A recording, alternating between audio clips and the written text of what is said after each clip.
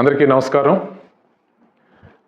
అంతర్జాతీయంగా ఏర్పడుతున్నటువంటి సంక్లిష్ట పరిస్థితుల దృష్ట్యా దేశ ప్రధాని గౌరవనీయులు శ్రీ నరేంద్ర మోడీ గారు పొదుపు చర్యలని అందరూ పాటించాలి అని ఇచ్చినటువంటి పిలుపు మేరకు ఖచ్చితంగా ఈ దేశంలో ఆయన ఇచ్చినటువంటి పిలుపు విజయవంతం అవుతుందని చెప్పి తెలియజేయగలను. ఎందుకంటే భారతదేశంలో ఉన్నటువంటి మధ్యతరగతి ప్రజలు వారికి వచ్చేటువంటి ఆదాయాన్ని వారి అవసరాలని తీర్చుకుంటా, భవిష్యత్ అవసరాల కోసం పొదుపు చేసుకుంటా, వారు బంగారు కలలని లక్ష్యాలని సాధించే దానికోసం ఏర్పాటు చేసుకునేటువంటి ప్రణాళికలు ఏమైతే ఉన్నాయో అవి ఈ దేశంలో ప్రతి సందర్భంలోనూ ఒక సుస్థిరతని ఏర్పాటు చేస్తూ ఉన్నాయి.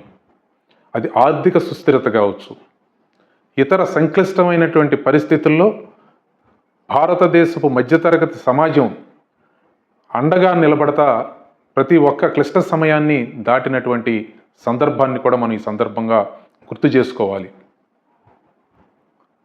ఎవరైనా దుబారా చేసేవారు, అది వ్యవస్థలు కావచ్చు, సంస్థలు కావచ్చు, వ్యక్తులు కావచ్చు, తమ దగ్గరలో ఉన్నటువంటి ఒక మధ్యతరగతి కుటుంబం యొక్క జీవన విధానాన్ని సూక్ష్మంగా పరిశీలిస్తే ఏ విధంగా వారికి వచ్చేటువంటి ఆదాయాన్ని వినియోగించుకుంటా, జాగ్రత్తగా పొదుపు చేసుకుంటా భవిష్యత్తు లక్ష్యాలను సాధించడానికి ఒక మార్గాన్ని నిర్మించుకుంటున్నారో అధ్యయనం చేసినట్లయితే ఇది తేలికగా సాధ్యమయ్యేటువంటి అంశం అని నేను చెప్పగలను.